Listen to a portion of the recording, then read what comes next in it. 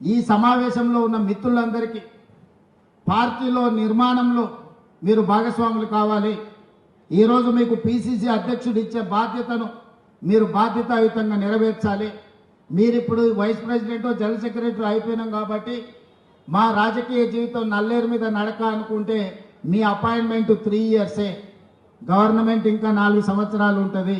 దాదాపు 3.5 సంవత్సరాలు 6 నెలలు ఎట్లాగూ 2029లో ఎన్నికలు వస్తాయంటున్నారు కాబట్టి ఇంకా 4 ఏళ్ళు ప్రభుత్వం ఉంటుంది. సరిగ్గా ఎన్నికల ముందు పనిచేయని వాళ్ళను తప్పకుండా పిసిసి అధ్యక్షుడు బాధ్యతల నుంచి తప్పిస్తాడని నేను సంపూర్ణంగా విశ్వసిస్తున్నా.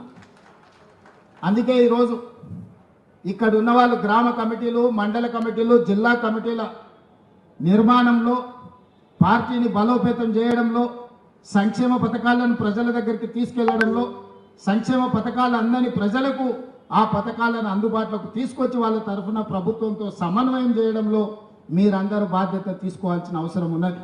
ఇవాళ రాబోయే స్థానిక సంస్థలలో నాయకుల ఎన్నికలు అయిపోయినాయి, ఎమ్మెల్యేలు, ఎమ్మెల్సీలు. ఇప్పుడు కార్యకర్తల ఎన్నికలు రాబోతున్నాయి. కార్యకర్తల ఎన్నికల్లో ఎవరైతే కష్టపడతారో, కార్యకర్తలను కష్టపడి ఎవరైతే గెలిపించుకుంటారో వాళ్ళు తిరిగి నాయకులుగా రాష్ట్ర స్థాయికి ఎదుగుతారు. అందుకే ఈరోజు పార్టీ నిర్మాణంలో భాగస్వాములు కావాలి. స్థానిక సంస్థల ఎన్నికల్లో పార్టీ కార్యకర్తలను గెలిపించుకోవాలి. అప్పుడే పార్టీ బలోపేతం అవుతుంది. పార్టీ బలోపేతమైతే రెండవసారి కాంగ్రెస్ పార్టీ తిరిగి అధికారంలోకి వస్తుంది. రెండవసారి అధికారంలోకి రావడం మీ చేతుల్లోనే ఉంది. ఇవాళ ఈ వేదిక మీద నుంచి నేను ఒక్క మాట చెప్పదలుచుకున్న మిత్రులందరికీ, 94 నుంచి 2004 వరకు 2 సార్లు తెలుగుదేశం పార్టీ ఆనాడు అధికారంలో ఉన్నది. 2004 నుంచి 2014 వరకు ఆనాడు కాంగ్రెస్ పార్టీ 2 సార్లు అధికారంలో ఉన్నది.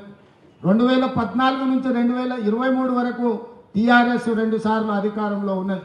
2023 నుంచి 2033 వరకు 10 సంవత్సరాలు కాంగ్రెస్ పార్టీ తప్పకుండా అధికారంలో ఉంటుంది. ఈరోజు ఎవరెవరైతే పార్టీ కోసం పనిచేస్తారో ఈ 10 సంవత్సరాలలో మిమ్మల్ని కాపాడుకున్న బాధ్యత పార్టీ తీసుకుంటుంది. మీనాక్షి నటరాజన్ గారు తీసుకుంటారు.